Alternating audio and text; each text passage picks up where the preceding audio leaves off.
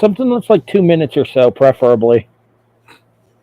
Because I believe the generic intro is the same as the 4 seconds one, which is the. You know what's funny is the fact that we're actually live as you're saying that. On second thought, never mind.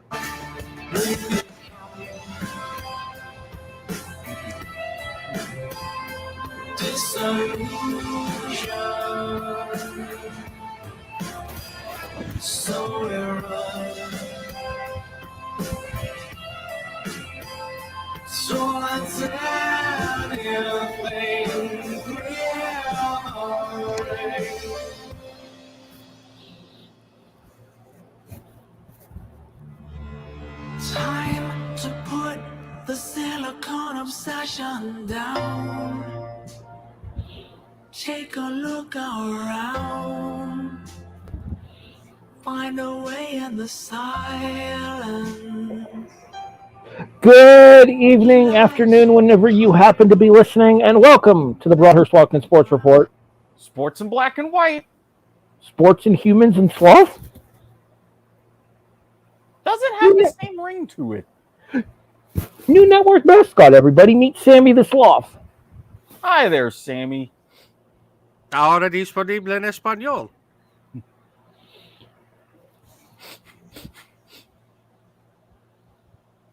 You know, it's ironic because I'm wearing headphones and he can't actually hear any of this. Not to mention the fact that I'm watching NBC Universal right now. Shout out to Andres Cantor. I am your host. I am the voice of reason. Allegedly.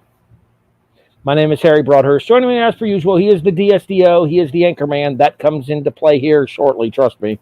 He is the HNIC of the NANP, and he is Eric Watkins. I mean, when I said I was going to hit the button, I hit the button. I don't know why you expected anything different. It's fine. It works for me. I'm good with the little bit of banter at the start of the show before we play Disillusioned by a Perfect Circle. Also joining us, the man whose name is blue for a reason, Brian Espinoza. No me lo pagan suficiente para esta mierda. Wait, you're paid? When did that happen? Hey, it's a family show, so I can't say it in English. Sammy says, what the fuck? It's a family show. I can't say it in English. And you can tell Sammy my name's Blue for a reason. Anywho, so welcome to the final football exclusive edition of BWSR for 2023, the winter edition. The all-football edition of BWSR will return in approximately August-ish, I would say. Yeah, there's a flashing red light next to the ejection handle on my seat here. I think my ejector seat's gonna blow at the end of this show. The last time for a good 6 months I get to don this jersey, but next week I get to wear a different one for 6 months. Do you have a Tampa Bay Rays jersey? No, you'll see starting next week. I mean, this is technically the last football episode, so you'll see the Bills shirt tonight. Sometimes I would wear the Bills cap as well, but I felt like letting the hair run wild tonight. Anywho, so what we're going to do is we're going to offer you the BWSR edition of the 2022-23 technically year-end awards. We will get to the Super Bowl results. We'll talk about that towards the end of the show. And for the last time in this season, so that happened. The football edition. I feel like we could probably branch STH into the regular sports edition. Of course we can, because believe me when I say there's a hell of a lot of other sports stories going on for the regular sports edition. All right, let's first of all take a quick moment and send our condolences and our best wishes to the staff, students, faculty, and otherwise those affiliated with the University of Michigan State. Nothing we say is going to make anything better up there right now. This really needs to stop. Remember that off-air conversation I had before, Brian? Same thoughts apply. Yeah. And then following up on a story that we had earlier this year, New Mexico State season is over. Because, of course it is. Remember, kids, hazing bad. Season's over. Coach got fired. Games forfeited. Leading scorers already in the transfer portal. We were talking about this a little bit off air last night, Brian and I were, and I gave him the 2 words that no university wants to hear. They might be looking at the basketball edition of the death penalty. For something like this, I can see it. Well, let's not forget that one of their players was almost indicted earlier in the season for shooting somebody. It came out that it was in self-defense, but still, that's your first sign that something going on in that university wasn't right. Yeah. It was not all fair dinkum, as you would say. No, it wasn't. And of all things, with after a beef after a football game against a rival university, yeah, I get that certain things mean something, but sometimes enough is way too much. All right, so that's a quick update on the major stories here. I know I have my news story. Are you covering what you discussed off air, Mr. Watkins? Oh, yes. Falcons fans, you'll be pleased. You may, if all goes well, be getting a bit higher of a draft pick, as we thank you for trading us Calvin Ridley, and he just applied for reinstatement.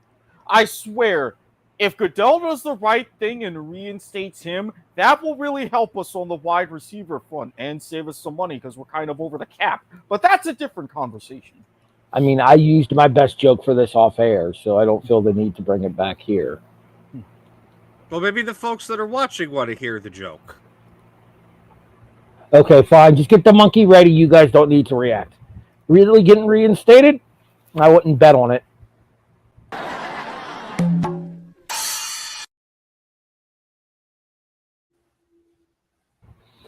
Didn't somebody just get Bernie Kosar got fired from the Browns for betting on a football game and when sports booking became legal in Ohio? Yeah, he had said as a pregame towards a show, which he was the analyst for on air, he had placed a bet, and they were like, nah, we can't do that. Never mind the fact that there was approximately $16 billion bet on the Super Bowl, and Las Vegas sports books made $11 million profit on over $120 million handle for the game. Yeah, no, what happens is the NFL only wants the players and everybody to talk about gambling when they can get a cut of it. With Bernie Kosar placing what basically amounted to a ceremonial bet because of it being the first bet in Cleveland, as I understand it, at the sports book up in Cleveland, Kosar was the first one to place it because it was intended to be ceremonial. Similar to how Pete Rose placed the first sports book bet in Cincinnati because fuck Bud Selig. Manfred ain't doing much better. However, put that man in the Hall of Fame already. Agreed. Manfred ain't doing much better for now, but more on that on 4 seconds on Monday. So, realistically speaking, what would be your expectations for Ridley, though? I mean, he's been out of football now for what a year and a half, I believe? I would hope that he's at least been in football shape and is working out. If there's a way that as training camp approaches in a few months' time, he can get more familiar with the team, be able to use OTAs, camp, and eventually the preseason, if all goes well, to really get himself immersed with the team. I'm not expecting him to be like top notch, but at least a good third or fourth option to start out with, developing chemistry with Trevor Lawrence into being a number 1 or number 2. I still say, though, we do need to draft a wide receiver come April. I'm looking for an updated photo to see if I can't find one for Ridley for you. So I don't have a lot of hope. Everything is still fluid, and Goodell can still find ways to fuck this up. So Well, It's consider Goodell. If he wants to fuck something up, he will. That's the reality of it. consider how much Major League Baseball screwed Pete Rose around for similar infractions. Now, granted, the general belief is that Ridley never bet on the Falcons, true. but still, betting when you're an active player, betting when you're an active participant, I get how that's a bad look. The Bernie Kosar thing pisses me off. I completely agree. That's when you're getting into the point of hypocrisy.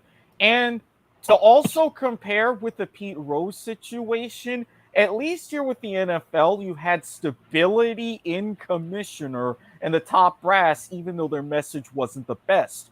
During the whole Pete Rose situation, it was Rose's own behavior, lack of admission, and Bart Giamatti passing away, then Faye Vincent, and eventually Seelig a couple of years later. There wasn't lack of consistency, and everybody wanted to go ahead and prove their own point to put their stamp on the office. We'll have to see what happens going forward with the Ridley story. Realistically, do you expect him to be reinstated? Yes or no? Realistically, no. I'm going to say out and out, no. I would expect it to be at least another year. And unfortunately, you have guys who beat their girlfriends who get 6 games, and you place a bet on a football game and you're out for 2 seasons. Where's NFL standards and practices when they're needed? I don't know, but I know where our network standards and practices is, and it's right below us. That's you, Harry. I'm officially dubbed standards and practices now? Yikes, that's a scary thought. That's kind of what happened when you got that promotion, yeah. Sammy wants no part of that. Anyways, so since you're here for So That Happened, Mr. Espinosa, I know you had a particular I told you so, even though not really officially yet, anyway, that you wanted to bring to the table. I hereby bequeath the floor to you. Yes, one Mr. Tom Brady, formerly number 12 of the Tampa Bay Buccaneers, filed paperwork with the NFL and NFL Players Association last week, back on the 10th. He basically sent them a letter to formalize his retirement, but as I'm sure we all know, the NFL does not require you to file retirement paperwork anymore. It just goes into your benefits, just go into effect a year after your last played game. But I think it's a pretty symbolic gesture, if not a somewhat practical one, to at least try to help him get the ball moving a little bit quicker on his NFL benefits. For him to file the letter that says, hey, yeah, no, I'm actually done. I'm actually retiring. This isn't a joke. This isn't a gimmick. I'm not coming back in, what do we still have, like 14 days or something? Thereabouts.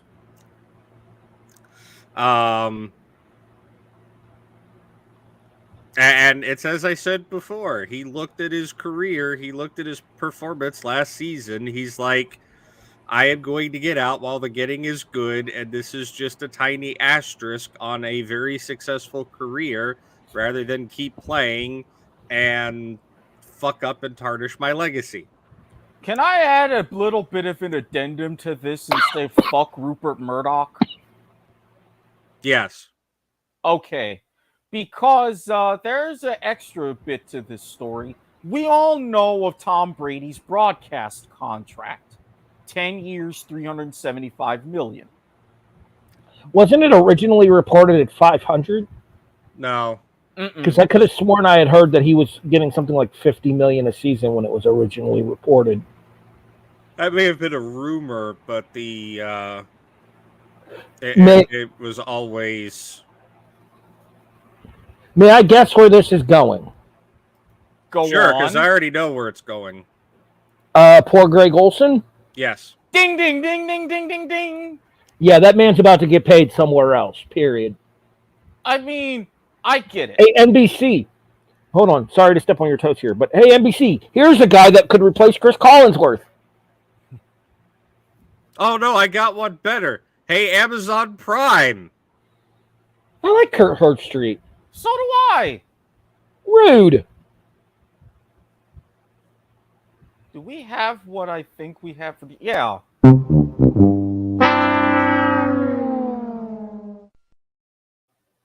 If it's like a game show to follow on many of these same affiliates a little bit later on there. Segue!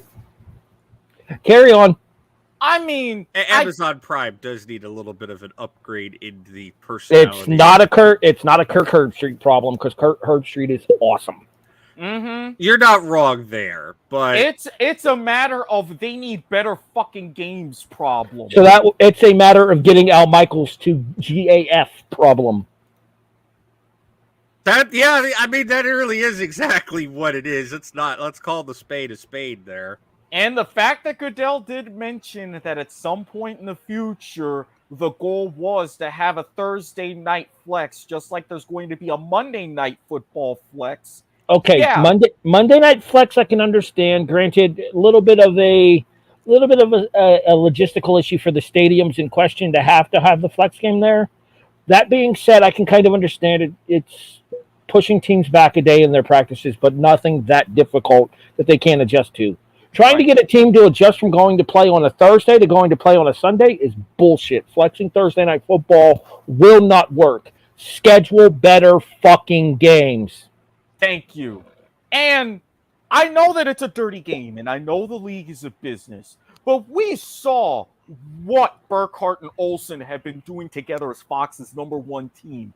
Dude is worth $10 million a year. Chef's kiss, bias aside. But I get that you're going to kick him to the B team. Completely understood. Brady's going to be your #1. Fine. But to put him from $10 million a year to $3 million a year, look, you're going to be making some considerable bank from the USFL, Fox. Come on now. Y'all can afford to still scratch him off a little bit better than that. So wait a minute. What you're telling me is, come on, man. Come on, man. Yeah, Greg Olson's getting the shit end of the stick here, plain and simple. And the problem is as he demonstrated during the course of the Super Bowl, I can call it that now because this is for non-gambling reasons. Olson's actually a very good color commentator. Mm-hmm. Burkhardt is a little bit dry personality-wise, but good at what he does. Obviously, he's no Jim Nance, but who is? Exactly. I like to see it as a bit more of a modern incarnation of Summerall and Madden. Burkhardt is your clear, get down to business, not getting in the way when you're doing play-by-play, and Olsen's right there to jazz it up, make his input and everything else in a way that adds to it. It's more on the fundamentals. I stand by my statement that I've made before that Pat Summerall is the best play-by-play guy in NFL history. No arguments from me whatsoever. I think we could sum up Olsen in one simple thing here. You unlucky! Pretty much, yeah. Because here's where I'm seeing with this, right? Mm-hmm. What if Tom Brady ends up being an absolute bust on television? Then they buy him out of the contract? Yeah, but you really think Greg Olsen wants to come back? Oh, no, it's going to be... that? Okay, so you remember how we talked about late night shows yesterday? Yeah. That would have been the equivalent of trying to get David Letterman to come over to take over for Leno if Leno would have flopped taking over for Carson. After passing over Letterman originally to go with Leno. I was going to say, the funny thing is they tried that once and it didn't work. But yes, I see your point. So, you know who really got screwed in that situation was Conan O'Brien. If you look back on the history of late night television, yeah, Conan O'Brien got the biggest screw job of all time. Welcome to the Broadhurst-Espinosa Entertainment Hour. Shows in highs and lows. Damn it, I hadn't added that in here yet. It was the birth of a gimmick last night on Spoiler Alert. Available in the archives. Twitter.com/NotANetworkPods, Twitch.tv/NotANetworkPods, YouTube.com/@NotANetworkPods. Shoo! Okay, now that those are done. Dan 316 says I just plugged your network. What?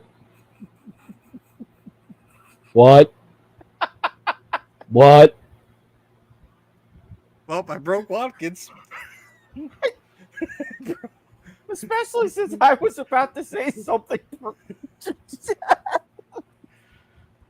Hey, you can sit there and talk about your Psalms all you want.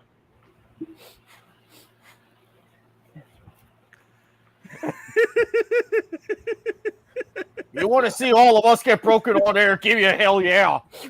Hell yeah. Guys, this Austin's impressions are awful.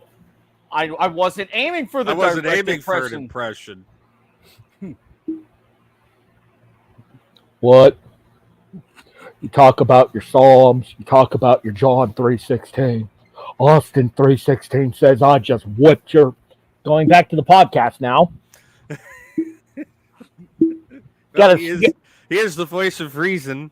Got to save something for the actual episode next week on Wednesday here on the Not a Network Podcast Network. That's what we call an extended chill, sir. And you heard the shoe at the end there.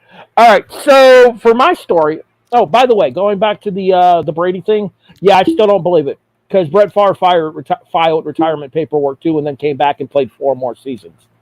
You stole my. I guess infringement is the name of the game tonight. I was gonna say, yeah, he could try to pull a Brett Favre, but I don't see it. I think he's done. And on top of that, statements that may not hold up well under scrutiny. I think Brady's going to bust on TV. It'll be good for the first... Family show! No, wait, better one. Phrasing!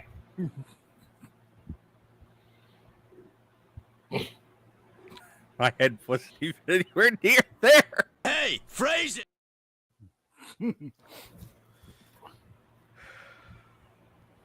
Although stared down by the standards and practice of sloth. Although technically, Oh my God, that works perfectly. The S&P sloth. He officially has the title now. Continue. Thank you. I drink and I know things. My other official title here on this network. What was I saying? Oh yeah, no, I think Brady is going to flop. He's going to flip, he's going to flop, and he's going to flip-flop. I already called.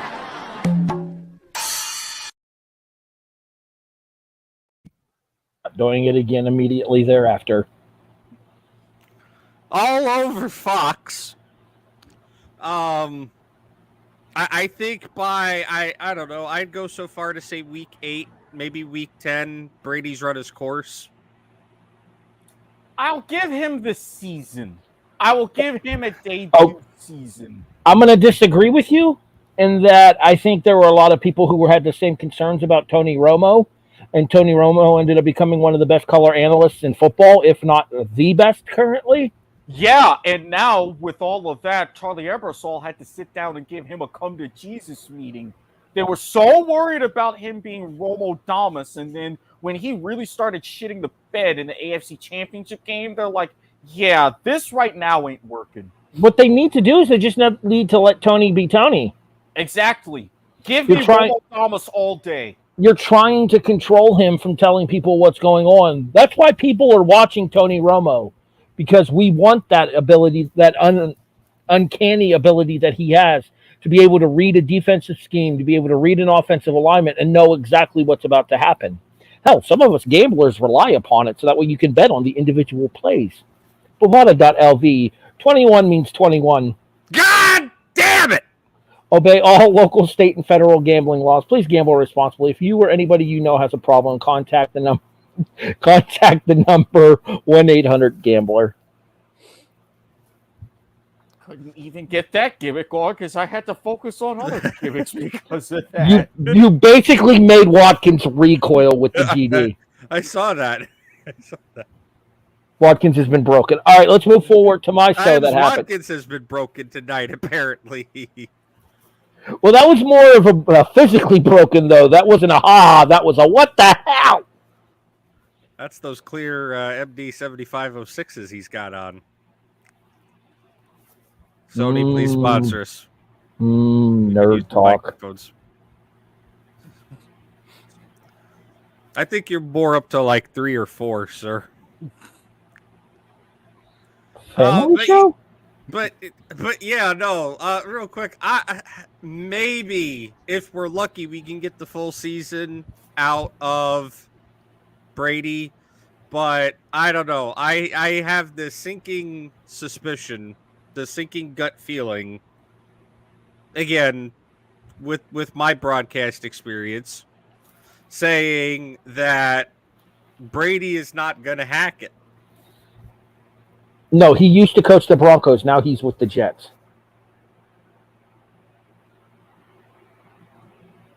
You know I deserve a monkey for that, Watkins.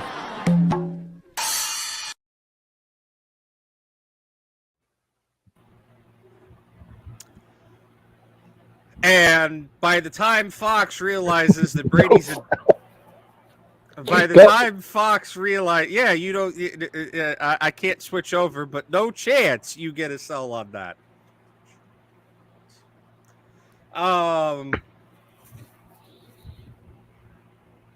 Yeah, we're going there tonight, apparently. By the time that Fox realizes that Brady is an absolute dud and not a stud. That segment has been retired for the season.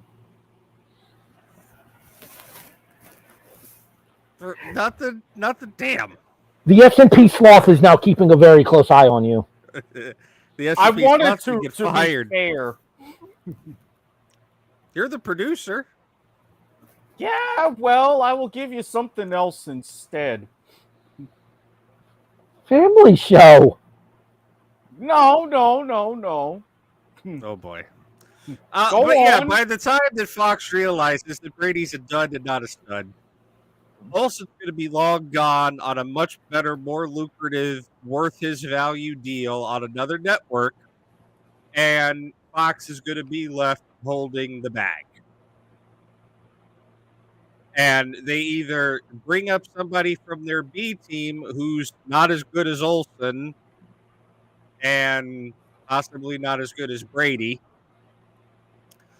or only marginally better. I'd have to look up who Fox's broadcast pairings were this season to get an idea as far as who their color analysts in the background are. I know Moose was there for a while. I miss Moose. Moose was pretty good. Well, Or Moose they is busy with the scramble to- USFL.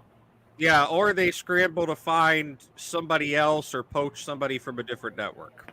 Or a different league, which kind of takes me to my So That Happened story. As for those of you who are missing football after the Super Bowl, well, guess what? You don't have to miss it for long. The XFL makes its return this Saturday. For reasons of statement as far as what we're doing here, it is currently Thursday here, February 16th. The XFL's return is Saturday, February 18th. After taking a year and a half away following filing for bankruptcy under former owner Vince McMahon, which tells you this league had no chance of survival. Granted, admittedly, because of the pandemic, because the early belief on the XFL return, I keep wanting to say USFL, that doesn't come back until April. Got another 8 weeks for that one. The early returns on the original XFL reboot back in 2020, where people were genuinely impressed at how well the league was running and how well the games were being played. Myself among them. The problem is with everything shutting down the way that it did back in 2020, there wasn't enough financial feasibility to keep the league afloat. Therefore, the season was shuttered and the league was filed for bankruptcy due to the losses incurred by said shuttering. I believe McMahon himself was sued by no less than 5 or 6 different people over the XFL. I believe Dick Ebersol among them is one of the people that Believe sued him. Ebersol. I know Oliver Luck, who was the commissioner that year. And former Indianapolis Colt Andrew Luck's father. Mm-hmm. But so this Saturday and Sunday, because it's a doubleheader on both days, 3 p.m., 8 o'clock p.m. on Saturday. I don't have the times specifically for Sunday. I can look them up and get them. I think Watkins is doing that right now. He has Google Face, trademark, patent pending. No, that's Research Face. Here on BWSR, we call it Google Face. Because he's looking it up on Google in order to get me an answer. Oh, no, I was actually looking it up on... Are you on XFL.com? ESPN.com. Yes. 3 p.m. and 8:30 p.m. Saturday, 3 p.m. and 8 p.m. Sunday, all times, although not the music, Eastern.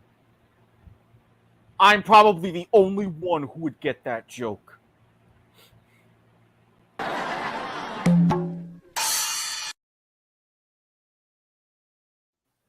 So here's what I don't get, though, having had an opportunity to look at the upcoming XFL schedule. Do you see this shit about them doing games on Thursdays?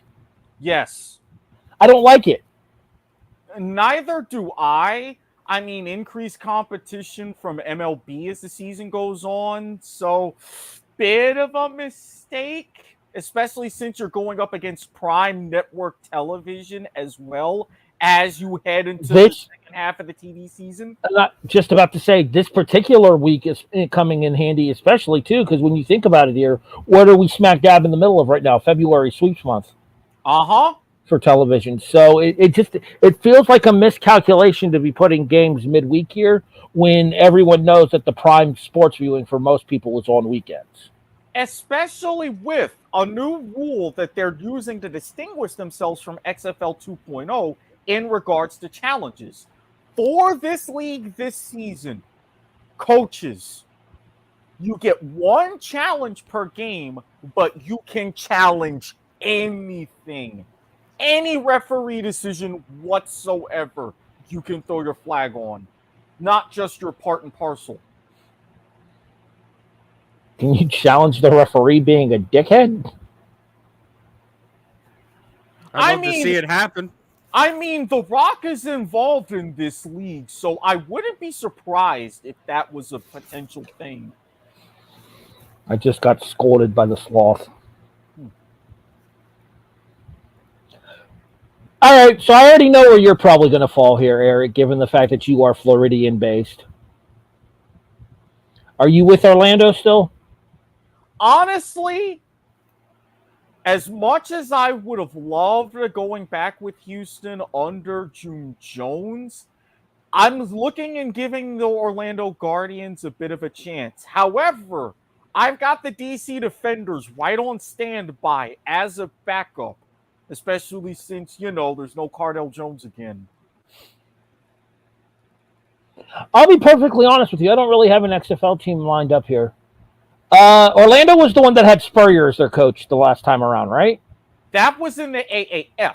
The Orlando Guardians of the XFL were originally New York. The New York, New Jersey Guardians. Yes. Why are there no? Why is DC the only team up in the Northeast? By the way. Well, that and spring football, warm weather, most likely. Yeah. To be fair, there is a team in Seattle, and God knows it gets freaking cold in Seattle this time of year.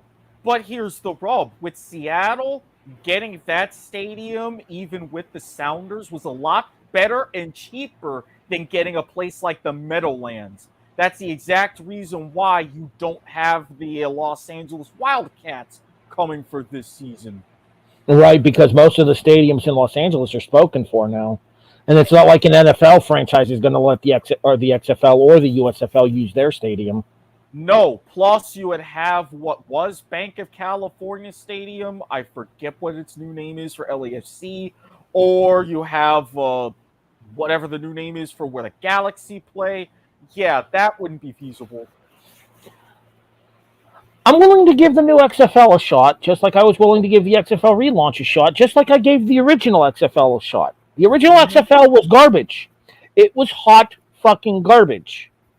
But it was entertaining hot garbage, at least at the very start. And then the ridiculousness took over with the nicknames and the he hate me. And somewhere in this apartment, I'm not sure where, I actually have the original XFL championship game on VHS tape. Ah, the $1 million game. Nice. You gotta love it when a player says if he wins, he'll take his share and get breast implants.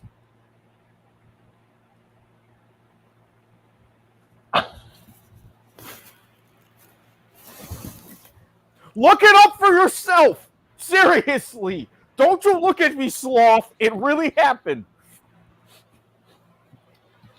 No, I gotta agree with the standards and practice of sloth here. I got nothing. I'm gonna let this one go. All right. So overall, though, expectations for the XFL season here. What do you think? ESPN, ABC, Fox, FX, whatever. What do you think their break-even point is here? I'm guessing somewhere probably around what the original one did, like a 2.5, a 3 rating, somewhere in that range. Probably closer to a 3, especially early on in the season. But as you get to the business end of the season, where you have overlap with the beginning of the USFL season, I think they'll be settling for about a 2. And the big thing from what I've seen being in a Discord that talks both XFL and USFL, there's a lot of hope of the both leagues coexisting. Well, you know what we've said before here on BWSR. Hope is a hell of a drug. This is true. We'll have to see what happens with that. But all right, so there you go. That's what happened. That should be my new close for this segment going forward. That's what happened. I mean, it works. It does. And now we get to the meat and the potatoes of this particular episode of BWSR. As first, we talk about the game itself. And, oh boy, a lot to talk about. I know you guys had your chance to have your say about it over on Parallel Convergence a little bit. I know you guys did the commercial special for the NANP as well. We've talked about the Super Bowl quite a bit this past week, yeah. Well, I haven't had a chance to talk about it yet. And I'm still pissed off over the amount of money that I lost on this game. You're not the only one. Okay, so here's my issue with the end of this game here. Was it a hold? Yeah, technically it was. Does that play get called most of the game anywhere else? No. No, it doesn't. And therein lies the problem. What I want from officiating crews going forward, especially since they took an opportunity to make the biggest moment of the biggest game of the season about themselves once again, what I want from officiating crews going forward is I want a level of consistency required. Make the same call 2 minutes into the game that you're going to make 2 minutes left into the game. I don't care if you're going to call it both times or if you're not going to call it at both times. Pick one and fucking stick with it. What did I say when we did the Super Parlay? Goodell saying that this was the best referee he'd ever seen was the kiss of death. Brian, you said it yourself. Ref ball gonna show up. What happened at that last drive, that basically last couple of plays, of all things, after all the great decisions the refs made, ref ball showed up. And therein lies the problem for me is the fact that up until that point, it was such a well-played game by both teams. Look at who the refereeing crew was as well. Like, you know, I didn't know this at the time we made the parlay bets, but having done some research, Carl Cheffers is the head ref. His crew had the most penalties combined for the season and it was a country mile more than every other crew in the NFL. Mm-hmm. The man is known for being unnecessarily harsh on NFL teams. He has 9 consecutive seasons throwing over 200 penalties. where the next closest person is like 141 or some shit like that. Look at this some biscuit doing the work. Well done, sir. That's half your fucking problem. Sorry, that's half your freaking problem. 9 accepted That's half penalties. your family show problem. We say the F word on this show. Earmuffs, kids. I was making a gag. I was sticking. 9 accepted penalties for a grand total of 47 yards, which sounds low, honestly. It was. But in Boy, fair- was it ever. But in fairness, a lot of those penalties were like inside of their own end zone area penalties, like false starts and stuff, where you're losing like half a yard. False starts. You had like one key delay of game penalty on Which led to a punt. I remember that. I will say congratulations to former Florida Gator Tommy Townsend on his second Super Bowl ring. The punting Townsend strike again, as Tommy gets a second. And if you haven't seen it yet, make sure you guys check out the video with Donna Kelsey and Travis and Jason Kelsey on the field. It's a heart stirrer. Chad fucking Henne. I have him no lower than 3 for all the things that RC. Yes. Chad, go ahead. ESPN has decided to try to play a video in the background after I looked up the box score. I apologize for that. Continue. Chad fucking Henne. He now retires with 2 rings. I don't get life sometimes. I don't.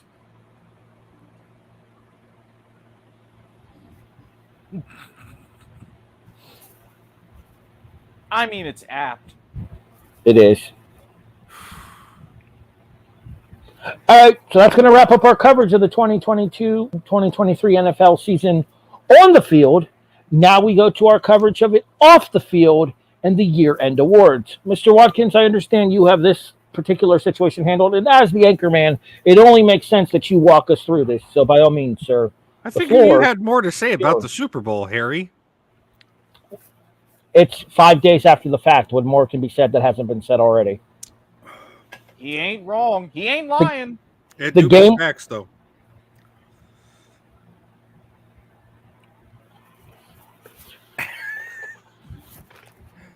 We have a thing for this. Staff is not responsible for gimmick inference. Yeah, I'm aware. Hey, at least I'm not getting stared down by the standards of practices, Sloth. Yeah, don't push him. Anyways, no. Don't you look at me, Sammy. I see you back there.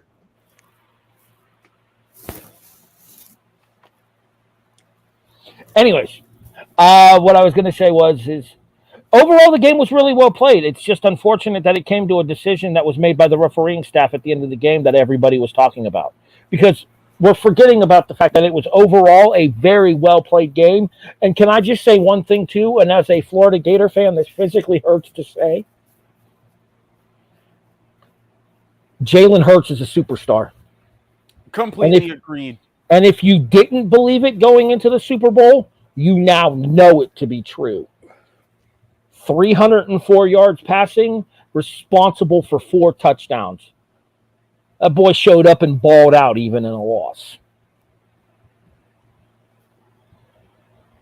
Said it before, going to say it again now to put a bow on it.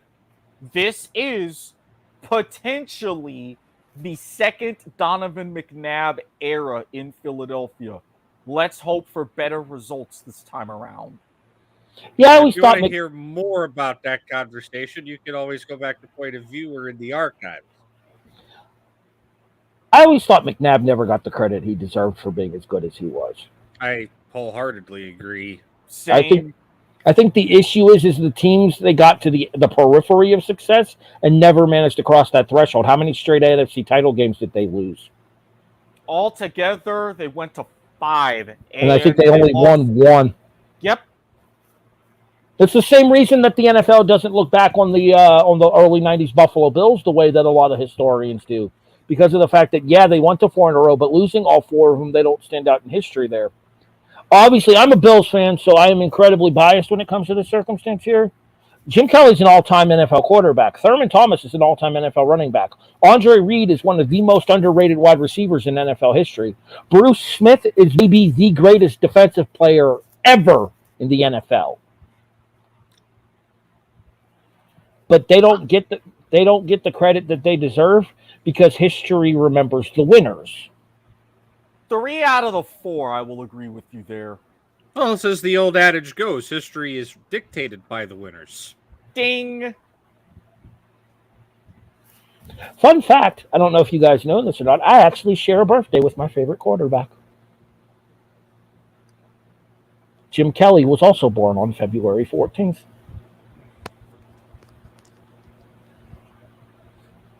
Just for you, Watkins. He started the chain. Although technically speaking, it would be this. All right, Mr. Anchorman, time for you to take over. Let's get to our 2022-2023 year-end awards.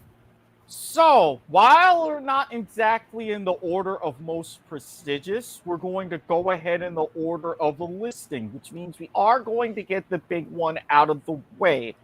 There were quite a few notable finalists for the Associated Press Most Valuable Player, but in the end, a streak was broken and a continuation for a legendary career was made as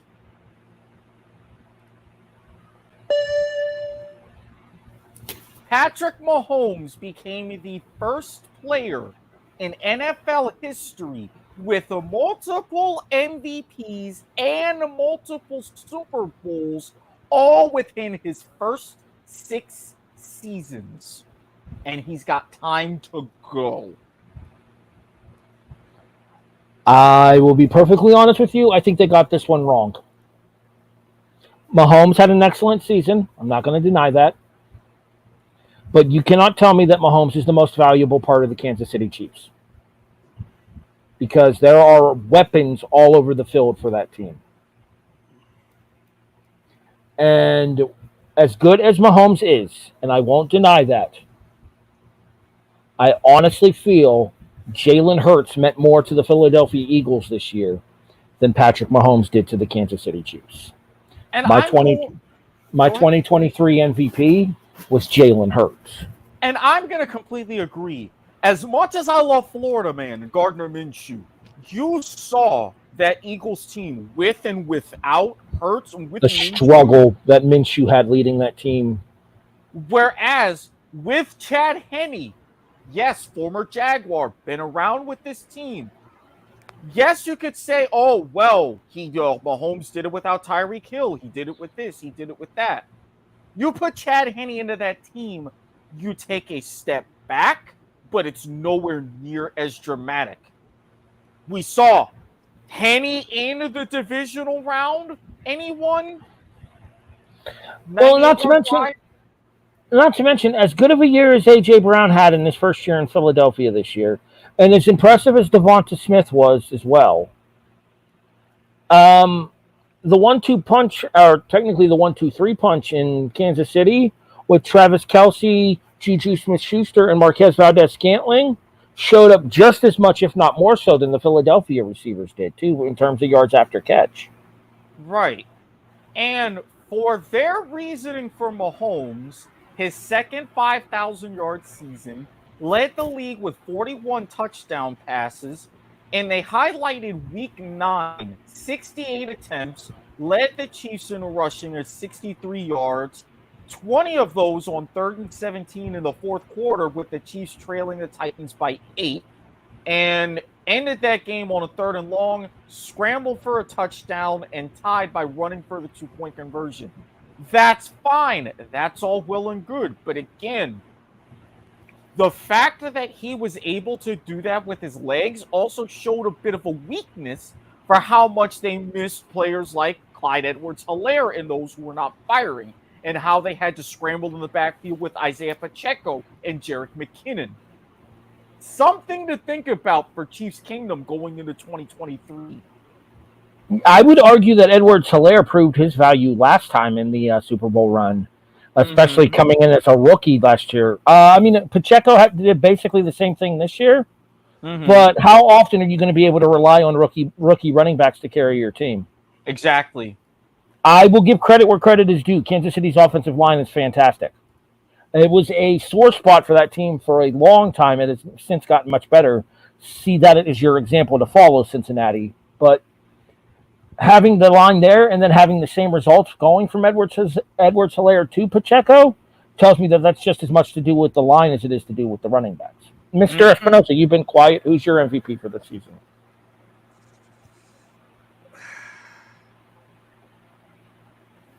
I have to agree that I don't think Mahomes is the MVP for the Chiefs. I think I stand by what I said in our parlay, and I would give it to Travis Kelce. Throughout the season, he has definitely made those clutch plays and got open in key situations for Kansas City and has done more than a necessary share of carrying to get the Chiefs to the Super Bowl. I think if you take Kelce out of the Chiefs, that team falls apart entirely. I would have to argue against that because a lot of people would say the same thing about Tyreek Hill leaving this past offseason, and Kansas City's offense was just as good, if not better, without Hill. It was actually just a little bit better. More points, more yardage. I think they would fall off at first. They would develop a new offensive scheme around somebody else on that team, but I don't think it has the same efficiency that it would between Mahomes and Kelce, though. I would argue that Kelce are developing a rapport that could be equivalent to or compared to Brady and Gronk. I don't think there's a question that Mahomes to Kelce is probably the preeminent passer/receiver pairing in the NFL, even if Kelce's a tight end. I mean, there's a reason why Kelce is now second all-time in touchdown catches in postseason history and could make an outside run at least coming close to, if not tying, Jerry Rice's record. Rice has what, 8? 22. Oh, postseason. I think Rice has 8 in the Super Bowl. Mm-hmm. Okay. Well, if the Chiefs could keep getting to the big game, he's got a shot. Next award, Mr. Watkins. For next up, Offensive Player of the Year, awarded to Justin Jefferson, 7th player ever to have 1,800 yards in a season. His famous, sorry, Harry, one-handed catch on 4th and 18. No, can't argue the validity of that catch. I remember watching that game and thinking to myself, how the fuck did he catch that? Broke the Vikings records for catches and yards in a season, not even 24. I'm going to disagree with this one as well. Okay. I appreciate Jefferson's efforts. He had a fantastic season. I'm not going to deny that. But he had a fantastic season for a Minnesota team that ended up being very disappointing. You know what team overperformed their expectations, and a lot of it had to do with their big signing? The Miami Dolphins. My 2022-23 Offensive Player of the Year is Tyreek Hill. Part of me wants to agree with that because you had basically the best wide receiver duo in Hill and Waddle in Miami since the Marx Brothers of the 80s. Waddle. I'm not going to disagree with that. However, and yes, I am going to pull it up. But while you're pulling it up, damn it. I was going to say, Harry, you meant to say a team affected by 1 p.m. Kirk Cousins syndrome. I'm sorry. I intentionally avoided it. How many times has Jefferson make that man look good both at 1 o'clock in the afternoon and after 1 o'clock in the afternoon? I'm sorry. I'm going to agree with this one. I think it was all Justin Jefferson. And it's a damn shame wide receivers don't get a better shot for overall league MVP. But tis what tis. Mr. Espinoza, who's your 2022-23 Offensive Player of the Year? I can't disagree with this. I when you look at the numbers, you look at the stats, you look at the fact that he propped up. Justin, what was that? Oh, sorry, force of habit. Continue. All right, add it to the damn counter. That's as close to a gritty as you guys are getting from me. But yeah, when you look at the moves, you look at the cleanse. What was that? I mean, force of habit. When you to expand on what you said, I think he propped up a team that, as Eric, he propped up a team that was very much being affected by 1 p.m. Kirk Cousins syndrome. And I don't think he got enough credit for that. Probably because they couldn't make it, as far out of the postseason as they got. Getting knocked out in the first round by the Giants. Yeah, and if you look at that, look at his game in particular as he went. Really, that's how the team went. But no, I honestly I can't argue against him. SMP Sloth heading into the background for now. But he is lurking, just so you guys know. All right. There with that menacing lurk on his face. He's like, y'all know what's up. Anyways, let's step away from the actual awards and let's issue one of our own here, Mr. Watkins. Are you ready? Ready. Most disappointing team 2022-23 edition. Because the NFL, the Associated Press and the NFL, we'll get to you, Mr. Espinoza, CYT. I'm going to be honest. I knew that this team was going to take a step back, hangover and whatnot, but I wasn't expecting this sort of shellacking. My disappointing team is the Rams. I mean, again, you went ahead, you sold out and everything to get your Super Bowl. Fine. You were going to have a run in what was going to originally be, and what did turn out to be, a very, very tough division. But to get to the point to where you're having your head coach again flirt with retirement, that things go that bad,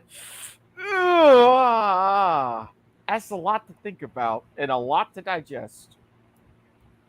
Mr. Espinoza. It may or may not come as a shock to anybody who knows me. But I'm actually going with the Jets on this one. I would have them as the most surprising one of the more surprising performance teams of the year. If you'd have told me the Jets would have started the season 7-2, I'd have called you a goddamn liar right to your face. And that's the kicker, right? They had such a great start. You drafted the number 1 cornerback in college with Sauce Gardner? Sauce. Number 1, number 2, I know he was up there. He was the number 1 ranked corner. And then your offense just completely, absolutely, utterly does not show up for work. I mean, Zach Wilson, the eliteness that is Joe Flacco, Mike White, Chris Streveler. I mean, yeah, I came on in the preseason on this show and I said, hey, the Jets have a chance of, maybe not 500, but they could definitely go like, a 9-7 or something like that. Or whatever it was I ended up saying, which ended up being a couple of games off from what their actual record ends up being. You're froze, Eric, just as a heads up. Yeah, Eric did freeze. While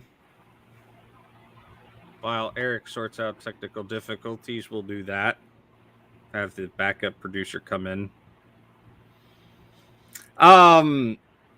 But as a Jets fan, I think that we're actually the most underperforming team of the season because we set ourselves up for success with so many tools, and we had the number 4th ranked defense in the NFL in the regular season, but we couldn't even make it to the postseason. Again, though, I don't think anybody expects you guys to finish with as many as most people didn't expect you guys to finish with as many as 7 wins this year. I mean, you're not wrong, but when you start going on a streak like that, and as you said, you know, somebody walk up to you and say that the Jets are going to go 7-2 in the opening part of the season,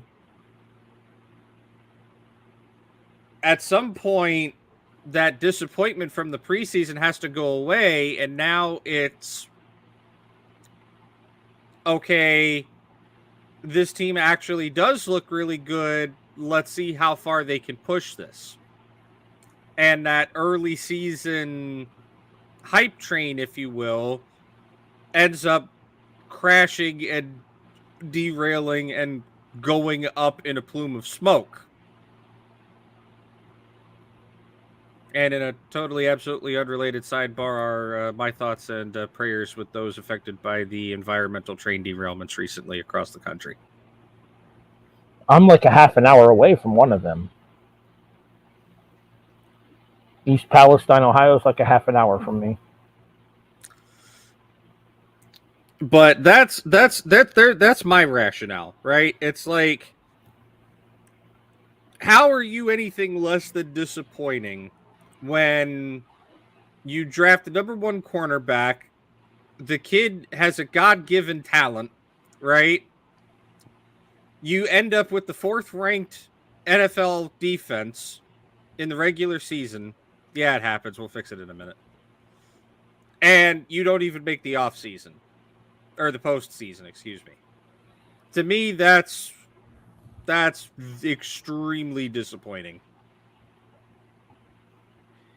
And I guess for me, it was a matter of initially, before we went ahead and started things out, all right, we can get to 7 wins. But then in talking about it with Harry, it's like, maybe less than that. But then I realized, it's how you got to the 7 wins. And you would think, okay, slow start, you go ahead, you move forward, you win a couple late to get to that 7-10 mark. But I can agree with the sentiment. Starting on fire as you did and then just crumbling, that has to be a disappointment in of itself. Personally disappointing, yes, but I don't think surprising to most of the NFL conglomerate as a whole. No. Nuh-uh. That was more Jets gonna Jets rather than anything that really suspected. It was more you guys coming back down to as the former coach said, they are who we thought they were, and we let them off the hook. And again, I know, you know, rest in peace, Denny. There is personal bias there, obviously, me being a Jets fan, but I continue to point primarily at that 4th ranked regular season defense statistic. How can you be the 4th ranked defense in the NFL and not even get into the postseason? Your offense sucks that bad. I'm going to go with the Arizona Cardinals. And the reason I'm going to go with the Cardinals is because what many people thought was going to be an incredibly competitive NFC West turned into the San Francisco 49ers, kind of the Seattle Seahawks for a little bit, sort of ish, because Geno did Geno things that we weren't expecting. And then what the fuck happened to these other 2 teams? And Eric already talked about the Rams, and the Rams are definitely up there as a candidate for me. But I think that the expectations were higher in St. Louis, or in Arizona, formerly of St. Louis. But I think the expectations were higher in Arizona, given the fact that there was so much potential on this team, and everybody was expecting Kyler to take that next big step, and everybody was expecting Hopkins to come back on a massive tear after his PED suspension, and everybody was expecting that the running game was going to start to show up and flash out, and everybody was expecting the defense, which had been an Arizona calling card going back to the Legion of Zoom days, was going to help affect the race in the NFC West and make the Arizona Cardinals a contender. And literally none of that happened. Losing Murray to the season-ending ACL injury didn't help, but he was horrendously underperforming even before that happened. DeAndre Hopkins, widely considered to be one of the best wide receivers in the NFL, was basically a non-factor this year. The Arizona defense looked horrendous at times. And their coach, who a lot of people had very high expectations for, Cliff Kingsbury, the man who coached Patrick Mahomes in college, ended up resigning his post at the end of the season and is now on sabbatical in Thailand. Look, I mean, there's worse. Family show. I was going to say, there's plenty of good things to do in Thailand, like pick up, suit jackets for Roddy. Yeah, so all I was going to say is there's worse places to go on a sabbatical than Thailand. And you had mentioned him and coaching Mahomes in college. Alma mater, famed quarterback for Texas Tech. With a talent like Patrick Mahomes, he had a losing record. So you think, even with, all right, coming from similar schemes when he came in and Kyler Murray came in with him, it wasn't automatically this sort of a match made in heaven. So maybe this is for the best, and I wonder exactly if Kyler Murray is really achieving his dream of being 10th prestige on Call of Duty.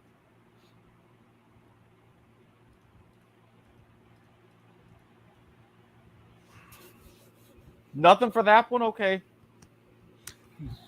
You want to hear more about video games and esports? Come visit us on Parallel Convergence here on the Not a Network Podcast Network. Tuesday nights, approximately 9-10 p.m. See this, folks? This is me washing my hands of that. Anywho. All right, back to the official AP awards, Mr. Watkins. Defensive Player of the Year. Now, you can look at the stats. 18 and a half sacks, league leading and a career high. 51 tackles, 58 quarterback pressures, 2 forced fumbles. But coming back off of the injury 2 years ago, then having everything last year, you in some ways expected this sort of a step up, but maybe not entirely. However, your Defensive Player of the Year, Nick Bosa from the 49ers. I'm going to agree with this one, but I'm going to issue an honorable mention because there was an absolute game changer that did not get the recognition that he deserved. I will say that Bosa overall is maybe the most feared defender in the NFL right now. And everything that Joey was a couple of years ago for the Chargers, Nick is now for the 49ers. Mm-hmm. But if I had to say the two best defensive players here, you know who the man making all of the headlines was come Super Bowl week that everybody was looking at as potentially a game changer in this game? And to Kansas City's credit, they basically shut him down. I want to give an honorable mention for the fabulous season that Hassan Reddick had. Absolutely. I mean, for how he was adding to the depth, the sheer depth of that defensive line and being able to be the key in one of those 2-man units. Yeah, big time stuff. You guys have a defensive stud over on your roster too, Mr. Watkins. We do? We have a couple, but I'm not going to lie. As much as I would say with the likes of a Josh Allen or Trayvon Walker or even Jenkins, with not one but 2 clutch plays in his season, even with mine, for my Defensive Player of the Year, I'm going to stay in the NFC East with your honorable mention. Mm-hmm. If I am an offensive coordinator, I know where you're going with this. Go ahead.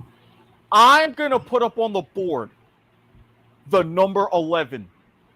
Mm-hmm. And I am going to give the Chuck Bednarik treatment that Vince Lombardi gave. I'm just going to put an X 5, 10, 20 times through that number 11, whatever it takes to get it into my players' heads. Well, it used to be how teams felt about Reggie White. I don't care if the Packers beat us as long as Reggie White isn't the one that does it. Exactly. We can't let him take over the game, and we've seen time and time again this year Micah Parsons take over a game for the Dallas Cowboys. And without him, you're asking if that offense to do a hell of a lot more, and the capabilities that they had weren't really up to it. So my defensive player of the year is going to be Micah Parsons.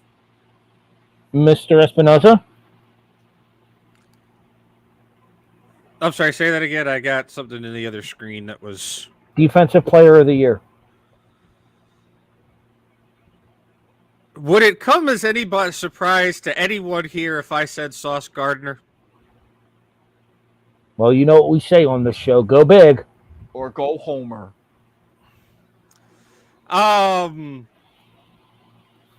We'll talk about Sauce here momentarily. I think that's who I end up going with. I think he gets undervalued a little bit. Not even a little. No. The NFL he has a very good, not even very good. He has an amazing performance this year, right? But again, it comes back to history is dictated by the winners, and with him not making it to the postseason, he falls off of the radar extremely quickly. Mr. Watkins, you know what award I would like to do next? Go ahead. Defensive Rookie of the Year. Funny that you mentioned that. Yeah. 4th overall, and he set 3 goals for himself. Be selected to the Pro Bowl, make first team All-Pro, and win Defensive Rookie of the Year. I mean, he did it. 2 interceptions, 20 passes defensed, and only allowed a 48.1% completion rate as the nearest defender. The 2022-23 Defensive Rookie of the Year was Sauce Gardner. As good as Aiden Hutchinson was, I'm sorry. On a year where you're seeing Revis Island get into the hall, yeah, Sauce is him. Literally the comparison that I was going to make. I was about to say, if nobody brought it up, that, you know, the new Sauce version is definitely this generation of, or I shouldn't say this generation, this decade's Revis Island. I made the comment when the original Jets-Bills game happened. I watched the kid play, and the entire time I'm watching him, the way that he zooms around the field, the way that he's able to get the instincts that he has for the ball. I think I said this to you on air. He reminds me of Darrelle Revis. It's Revis. I think he is the next Darrelle Revis. It's Revis Island reincarnated in the Meadowlands, or whatever, MetLife Stadium, whatever the fuck. No, you had it right, the Meadowlands.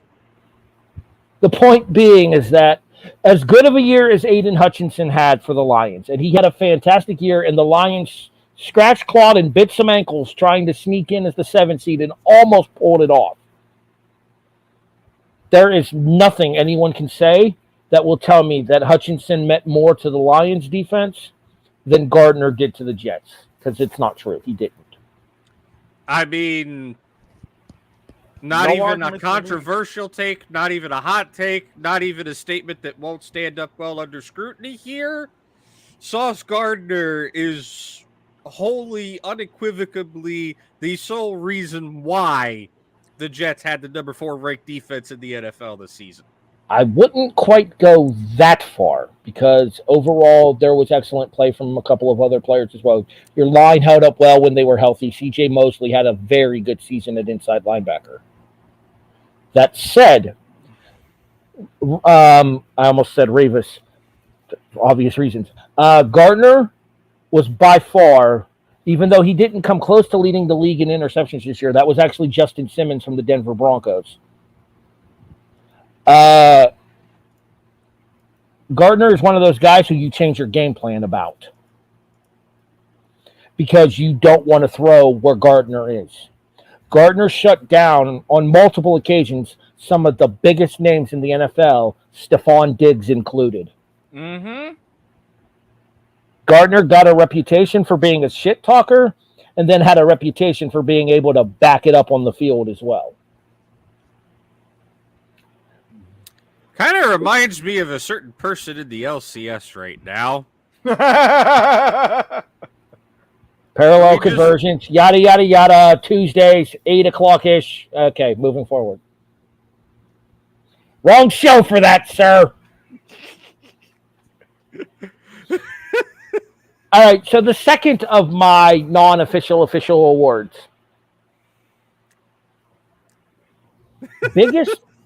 Biggest surprise for an NFL team this season. Positive variety, not negative squirrel like we were talking about with the disappointment. I'll go first. Seattle. We predicted them to be dead fucking last in the NFC West. Yeah, we thought that Drew Lock or Geno Smith were going to tank that franchise, and thank God they got those picks from Denver to try to rebuild it.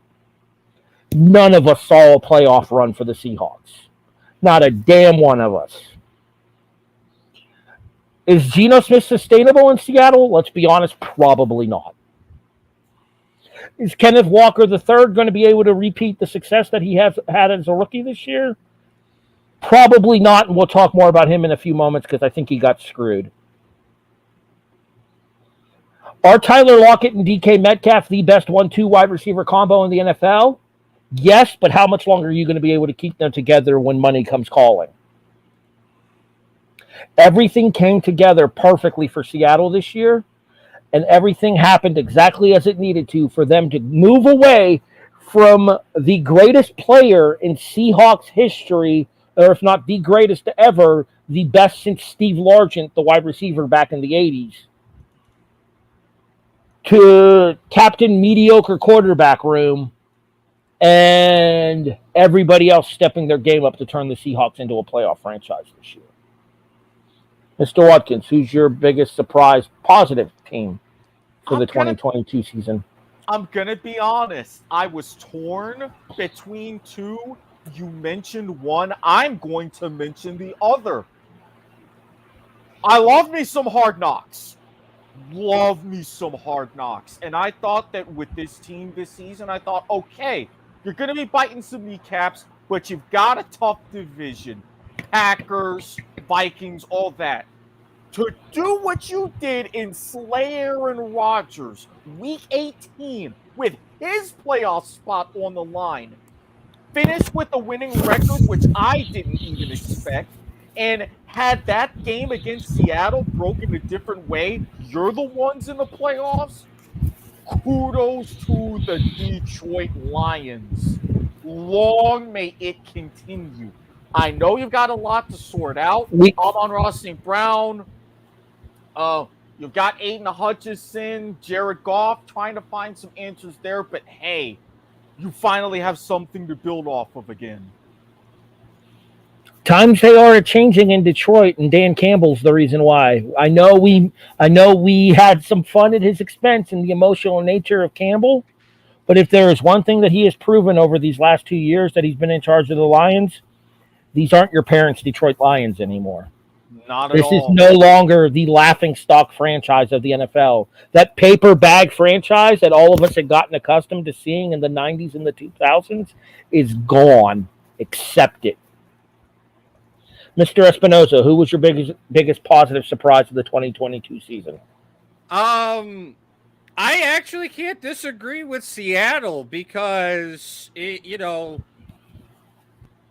Smith proved that his time at the Jets was not a fluke and that the man actually knows how to play football. So it was a fluke. Or that's what I meant. Yeah, sorry. I'm getting distracted by somebody walking in the door. I mean, as you said, Harry, everybody thought that, they were going to be dead last and, nobody gave any stock or credit to them. And, they had a pretty damn good, shot at getting where they got. I can't really say anything else that hasn't already been said about them. Let me add one thing real quick before we move on. An honorable mention to our very own Eric Watkins's Jacksonville Jaguars as well. We'll be getting to them a bit more, especially in our last couple of awards. Nailed it! That's all I'm going to say. Nailed it. We have an offensive rookie thing coming up, right? Because isn't Yes, Lawrence, we do. Lawrence is a rookie, right? Lawrence is in his second season. This is his second season? I thought he was a rookie. No. Third. This was his third season, excuse me. Well, then in that case, I'm honorable mention to Jacksonville because, Trevor Lawrence is definitely the guy there moving forward if this season didn't make that abundantly clear. Yeah, it just felt a bit weird because, the Urban Meyer experience. Yeah, there's that. Yeah. So. It was a positive for us at Florida, not so much for you guys. Yeah, he brought a little bit too much of the Florida to Jacksonville, and you guys had more than enough Florida on your own without him. Exactly. It was like Florida squared, and everybody knows that's a bad idea. All right, let's move on. So, you mentioned Offensive Rookie of the Year, and since we talked about it, Comeback Player of the Year. Offensive Rookie of the Year. 10th overall pick, and it set a lot of firsts. 83 catches, 1,103 yards, 4 touchdowns. First of his franchise as a rookie to have a 1,000-yard season. First of his franchise to win Offensive Rookie of the Year. 6 games with at least 90 yards, 5 games with 11 targets, and caught the game winner in week 2 against the Cleveland Browns. Jets wide receiver Garrett Wilson. I made my stance on this one pretty clear a little bit earlier in the podcast.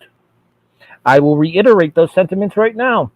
For the record, let me state that had he not blown out his knee, this would have been Breece Hall in a runaway. True. Because Breece Hall was having a phenomenal season for the first 5 games with the Jets. True. So, while I can't argue it being a Jets player, Hall would have been the guy had he been able to stay healthy. That being said, for as good of a season as Garrett Wilson and Chris Olave both had with the Jets and the Saints respectively, how is this not Kenneth Walker III? I completely agree. After help carrying Geno Smith in Seattle on his backfield throughout the course of the regular season, once the starting running back Chris Carson went down with an injury for the Seahawks, turning to unproven, what was it, 3rd round draft pick, Kenneth, I think. I'm gonna double check that one for you. I want to say it was 2nd or 3rd. I don't think he was a 1st.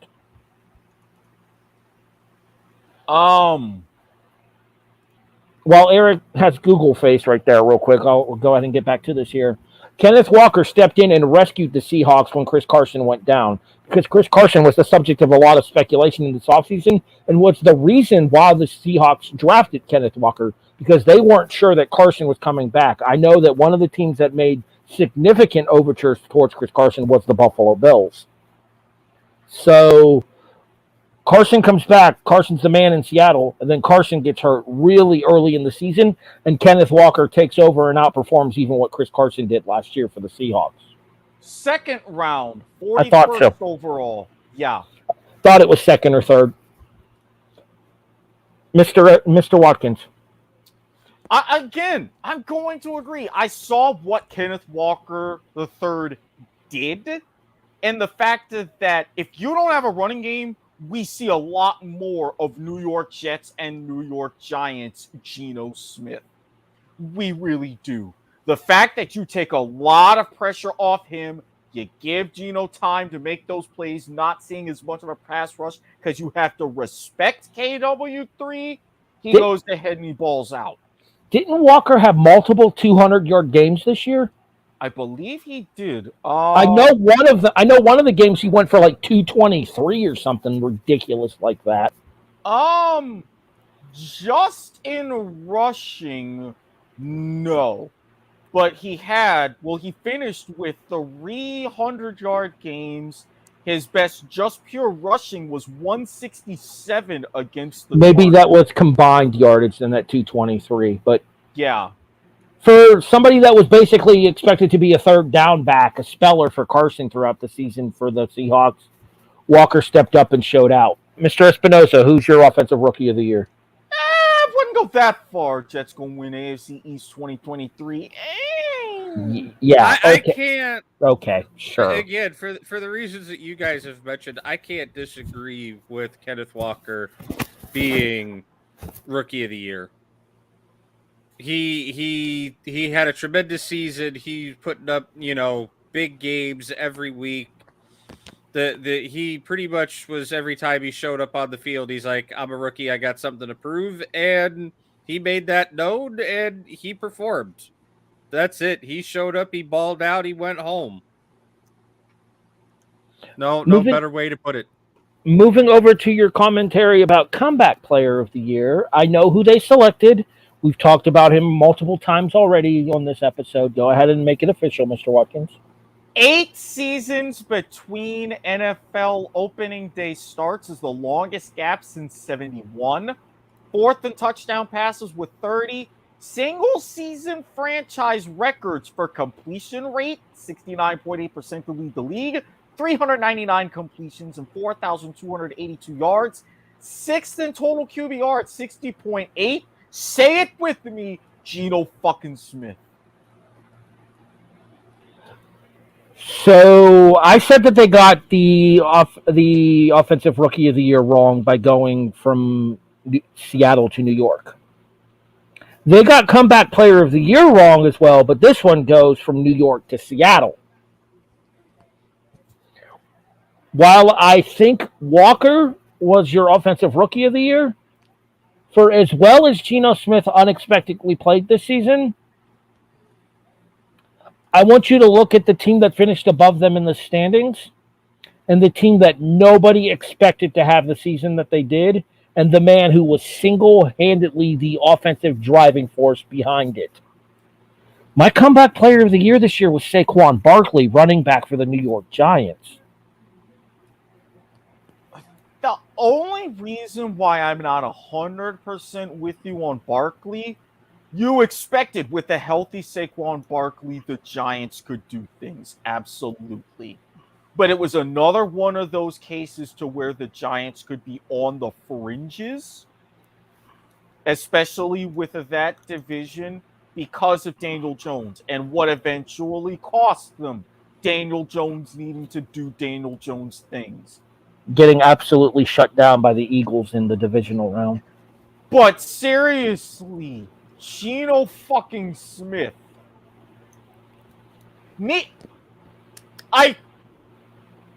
I don't have to say anything other than those 3 words. Legit. He can't words right now. It happened. And it's rare that I can't words on this show.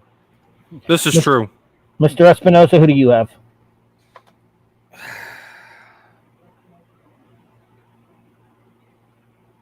I don't know, to be honest with you, on this one.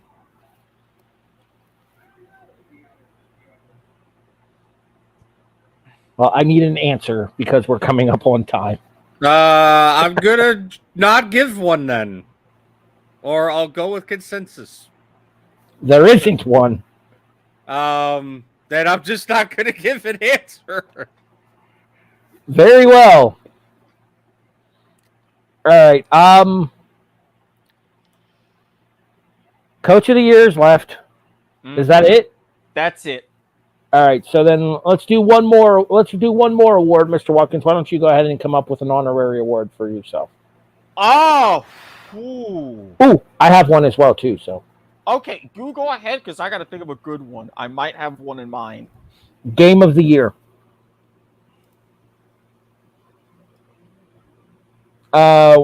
Looking back at the 2022-23 season, which game do you think will be the one most remembered for this year? I'm going to say for me, the response to this is going to be Kansas City-Cincinnati from the regular season, when Cincinnati showed that they were a legitimate contender in the AFC going into Arrowhead and winning. Now, granted, Kansas City got that win back in the AFC Championship game, but for a quarterback as young as Joe Burrow is, for a team with Zach Taylor as their coach, as young into his coaching career as Zach Taylor is, for all of the young, inexperienced pieces that they have scattered throughout that offense, obvious exception being Tyler Boyd, who's been there basically forever at this point. When you look at the fact that their wide receiver one, Jamar Chase, was in college 2 years ago. For all of the young pieces there, for them to be able to go to Kansas City and win not once but twice in a row the 2021 AFC Championship game, as well as the regular season game this year against Kansas City, and then for them to beat Kansas City in Cincinnati as well during the 2021 regular season, that tells me that if there is a team that knows the formula to take down the Kansas City Chiefs, it's the Cincinnati Bengals, and that was on full display in this back-and-forth rivalry contest during the regular season. For me, the 2022 game of the year was the regular season game between Kansas City and Cincinnati. I mentioned it before. We talked about the catch, 4th and 18, and the batshit way that went back and forth, and it ended the game of the year, the Bills-Vikings. Unstoppable team attempting to be a team of destiny versus peak mojo of Kirk Cousins. What was going to come out on top? Ironically enough, a Josh Allen interception ended that game, not a Kirk Cousins one. Josh Allen interception after a fumble into the end zone. I don't put the fumble on Allen, but the interception was definitely on him. He missed that read. Yeah. I'm not saying the fumble was on Allen, but missing it that and just going, okay, just a simple thing and just the chaos that happened, that to me definitely game of the year. All right, Mr. Espinoza has stepped away for a second, so Mr. Espinoza has returned. What was your game of the year, Brian? Thankfully, I can say this and not have to put as much of an addendum, disclaimer, whatever you want to put on it. And unfortunately, it's going to go down for arguably the wrong reasons. But the Week 17 Bills-Bengals game. That game is going to be remembered for decades. I can't disagree with that as well. It actually does kind of tie into the into my second final non-official award that I had planned, but I mean it segues right into it. I was going to be moment of the year, and for me, get out of my head, Broadhurst. That was mine. And for me, I don't think there's any question. It's the Damar Hamlin injury. Mm-hmm. I stand by what I said when I did Requiem for a Season. I do believe overall the Von Miller injury meant more to the downfall of the Buffalo Bills than the Damar Hamlin injury did, because Von Miller was an integral part of our defense. Damar Hamlin was a backup who had been forced to start because of Micah Hyde's injury. However, Hamlin had performed well in that position. That being said, there was not a person affiliated with football And there were a lot of people who weren't affiliated with football that weren't discussing the Damar Hamlin story when it happened because it was national news when a player literally dies on the field during a game and is thankfully resuscitated. And Sykesman, intra-conference rivalry, tale of two halves of the season with Jets Bills. Yes, I was gimmick and fringe, but this would have been mine too. And I got a slight question for this one, especially after hearing the interviews and hearing his desires. Does Damar Hamlin play again? Yes, but not anytime soon. At least a full calendar year before he plays again. He sits out all of 2023. Yeah, I was going to say start him in the 2024 season. I could see him being a consultant, much like the Steelers did with Ryan Shazier for the 2023 season. And then if he is physically capable of doing so, possibly coming back onto the roster in 2024. I don't think you take any chances with him being with him being an on-field performer in 2023. The risks do not justify the rewards. Not at all. Not at all. Especially with him being a backup. Well, maybe not, because there's talk that Jordan Poyer might walk in free agency. Are you agreeing with us on this one? The Hamlin injury being the moment of the year in the NFL? Actually, no, I'm not.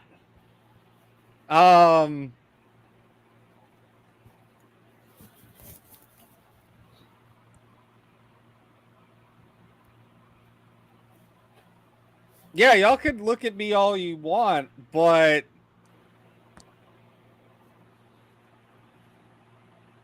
I go back to the top of the show.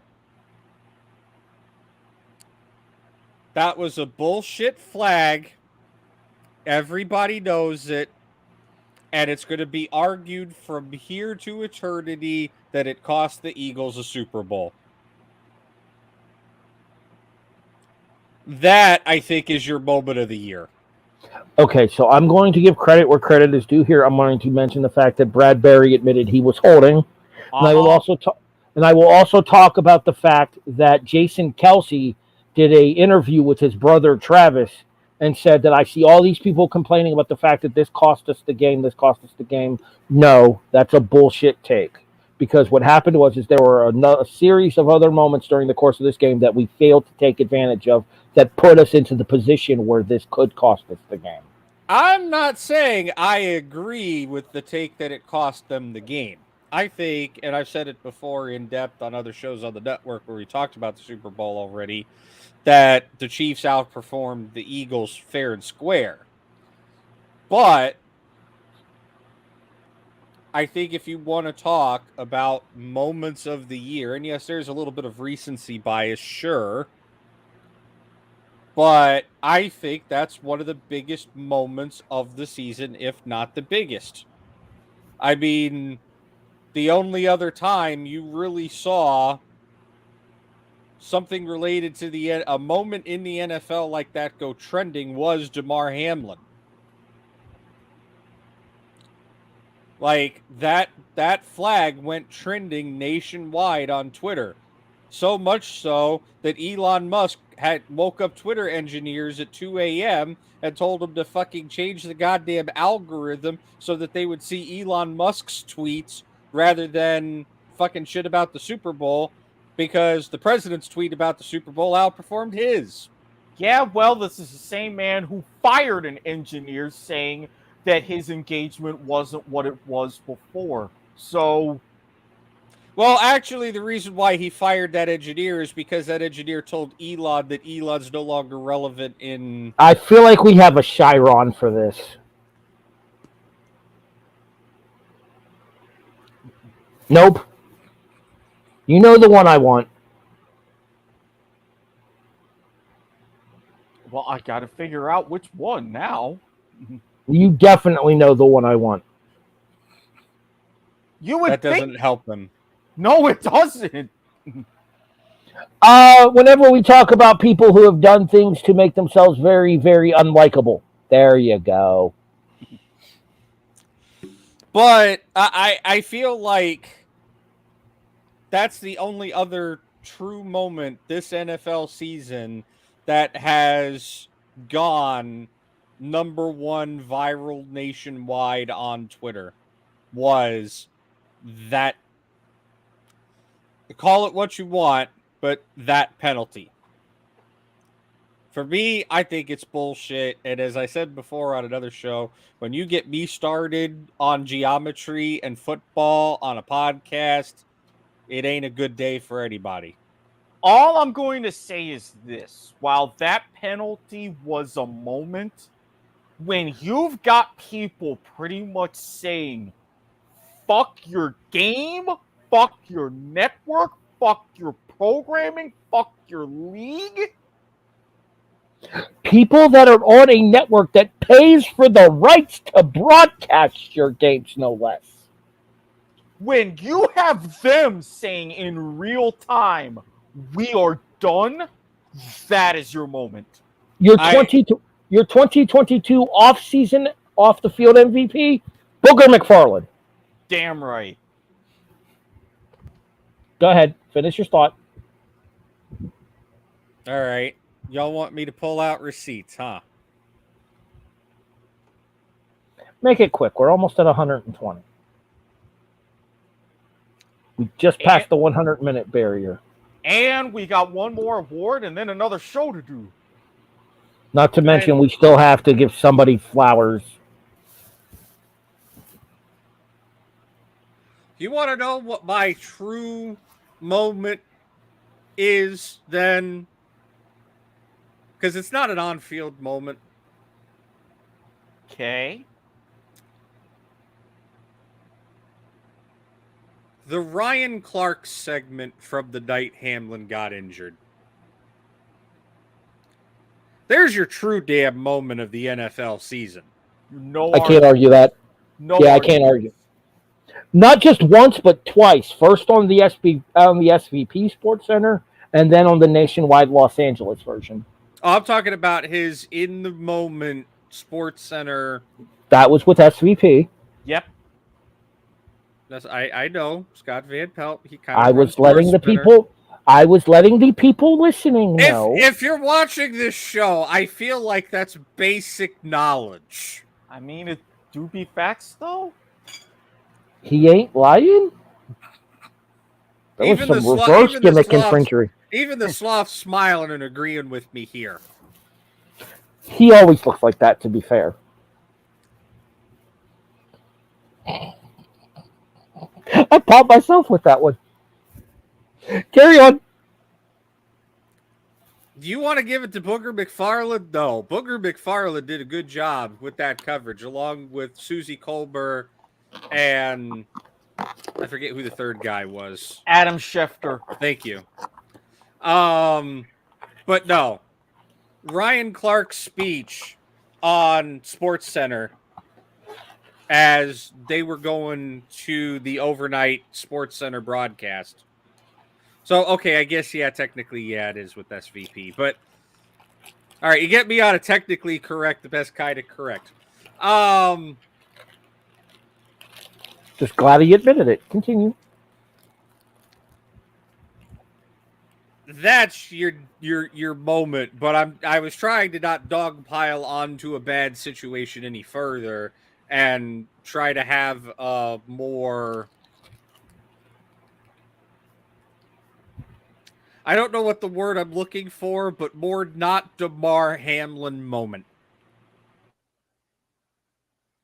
But I don't know, man. Everybody's feels were feeling hard that night. I mean, a lot of people righteously upset over that holding call that should have never came. But no, I agree with you. Like I said, hell, okay, I found it. We can play the 2-minute video if you want me to. Maybe as we sign off, we'll re-air Ryan Clark's statement. I want to get through the rest of the show right now if we can. All right, let's go back for the final award here, and let's talk about the fact that there's a close tie-in for the winner, but somebody may have gotten screwed in the process. Coach of the Year. Now, granted, 5 straight double-digit loss seasons. They finish 9-8, dealing with injuries or a lot of things, what have you, in what was regarded as a tough division. The coach of the year, New York Giants, Brian Daboll. I get it. There were some bona fides. But you want to talk about a first or worst situation? I'm sorry. This is worthy, but he ain't my guy. Eric is going with the homer pick here of Doug Peterson of the Jacksonville Jaguars. Number 1 overall pick, 2 consecutive years. 4 wins. 4 combined. Urban Meyer. And he turns us around into our 4th ever division title and a come from behind miraculous playoff win and going toe to toe with the MVP in his house. I'm going to apologize in advance. However, I'm going to have some personal bias here as well, Mr. Watkins. For those who don't know, Doug Peterson is the number 2 coach. Fair. Continue. For those who don't know, and respect for the Nyheim Hines moment that John just brought up as well. But for those who don't know, Brian Daboll, the head coach of the Giants, the last 4 seasons was the offensive coordinator in Buffalo. So there is a significant bias towards Daboll for me. I said when he was hired at the Giants that this is a man that is going to turn this team around. Because the work ethic is there, the ability is there, the intelligence is there. The question was if he had the right pieces. And apparently what Daboll managed to do was turn Daniel Jones into the right piece.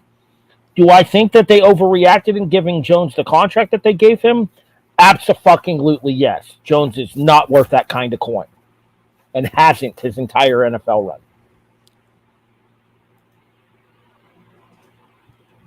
I think he just got like a 4-year extension, if I recall correctly. Hell no. No. Yep, no. I broke it. Eric is broken. So, do I think the Giants overreacted to the Daniel Jones involvement in that? Absolutely. That being said, we saw the progression that was made from Josh Allen from year to year to year to year with Daboll as his coach. If Jones is capable of doing anything similar to what Allen did, and yes, Jones will need a legitimate wide receiver 1 because they do not have one in New York right now, then you can talk about Daboll being one of the greatest offensive minds of this decade for football. The proof is in the pudding with Allen. Let's see if he can extend that to Jones. Yes, Mr. Watkins. Yeah, it's nothing official yet, but if they give him the kind of money that's rumored, they've lost their goddamn minds. Nope, no. Isn't it like 6 years, $300 million or something ridiculous like that? Well, what I'm hearing, while there's nothing formal, they're saying an average annual value of $35 to $37 million. No. In a prelude to what we're doing tonight, that's too much. No. Let's do this correctly. That's too much! You know, we have this for a reason. I said let's do this correctly. That was your warning. Mr. Espinosa, who's your coach of the year? Yeah, I'm going way off track on you guys for this one. I will give Daboll his credit where credit is due, but he is not my coach of the year.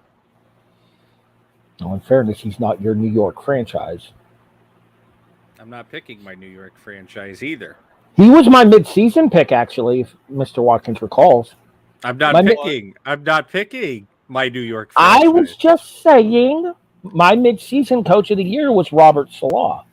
So Salah. Yeah, you know who my coach of the year is? Shanahan. I mean, it is the San When Francisco. It, when you can, as I'm sure you probably heard that in the background there.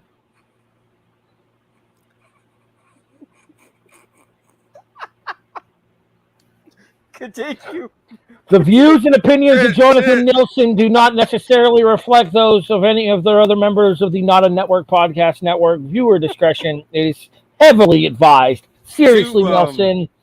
to quote Eric Watkins, having quoted a comedian earlier in this season, only an Arabic man can change the Nope. trajectory Stop of the New it. York Jets. Stop it. Nope. I want no part of this. Nope. No. You do it. If you're gonna do it, let's do this right. Leave it to an Arab Muslim man to change the trajectory of the New York Jets. As we're getting the evil death glare from Sammy, the Standards and Practices Sloth. We're even. Oh. I gotta give it to Shanahan. When you have a system that is so airtight that your fourth string quarterback can go in and make things happen, and you can still pull off a mid-deep off-season playoff or a mid-season, a mid-deep post-season playoff run. Words are hard on this show sometimes. I don't think you give Shanahan enough credit when you don't consider him for Coach of the Year. I do, because this is not like it was coming out of nowhere. Yes, what Brock Purdy did was amazing. Yes, Shanahan's system aided with that. But you also had other weapons like a Deebo Samuel. You traded for Christian McCaffrey. And the Niners were expected to be in one of those teams really in contention to make noise anyway. So while it was a very circuitous route, the Niners still lived up to expectations. I will counter with this, though. How many times on how many teams and how many quarterbacks have we seen before that go down to injury and the rest of the team, well, to quote Nielsen, crashes like a nope, not finishing that sentence?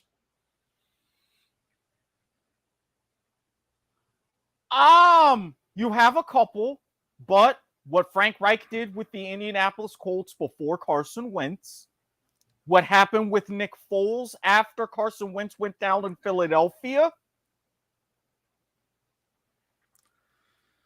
And the reason why is because you had Ray Lucas at quarterback after Testaverde's Achilles, when you should have at least stuck with Tom Tupa for a couple of games that year. But, I mean, it takes a coach to know to make that decision, right? And it takes a good system to be able to implement that decision. I would argue a quarterback, yes, the quarterback has to do a lot of the work himself. The quarterback has to be good, but quarterbacks do require coaching. And they do require a coach that knows what the hell he's doing and can put together a good system behind him. And I think Shanahan, you know, while what happened to Garoppolo and pretty much the entirety of the quarterback depth chart in 49ers was unlucky and unfortunate, and I hope they're all recovering, I think you have to give him some credit. And I think if Purdy and oh my God, I'm blanking on his name. Johnson. And Josh Johnson hadn't gotten injured in that postseason game, I'm not saying the 49ers could have gone to the Super Bowl and won, but maybe they could have gone to the Super Bowl instead. Harry, your thought about that, and then we can go ahead and go to our last segment. Well, I agree that Shanahan puts his team in a position to win. If anything, that's a credit to the coaching staff as well in order to keep those players prepared. I'd say that says more about the quarterbacks coach and Bobby Slowick, who is the offensive coordinator for the San Francisco 49ers, than it was. He got hired elsewhere. Yeah, would you like to know who his replacement is? Announced 3 hours ago. Clint Kubiak. Yep. Did you say that? I'm sorry, I must have. I got like 4 monitors and I didn't mention it before. Correct me if I'm wrong. Younger brother of Gary Kubiak, the former Houston Texans coach. Yep. So I would argue that that's just as much on the performance of the players coming in that mix and match thing. It's just as much about the coaching staff in San Francisco as it does about Shanahan himself. For me, Daboll turned around a Giants franchise that had been a laughingstock over the last decade, finishing dead last in the NFC East. That's a callback to old kickoff times. Finishing dead last in the NFC East the last 4 seasons. In a division that is notorious for its championship turnover at the top. The same team has not won the NFC East over the last, 11 years in back-to-back seasons? Mm-hmm. So don't be surprised to see if they're able to improve. If they're able to improve Daniel Jones's performance on the field, in addition to giving him the bank that they're going to off the field. Don't be surprised to see the Giants making a run at the NFC East title next year either. I can see that happening. I can see that happening. Again, I don't disagree with you guys, but for me, yes, I give Daboll the credit for turning around the Giants, but for me, in my opinion, I think a coach is measured in the amount of adversity that he has to overcome, and while Daboll had a shitload of adversity to overcome, suddenly and without warning, losing your quarterbacks, and still managing to put up a very, very decent postseason performance, I think warrants Coach of the Year, in my opinion. Adversity.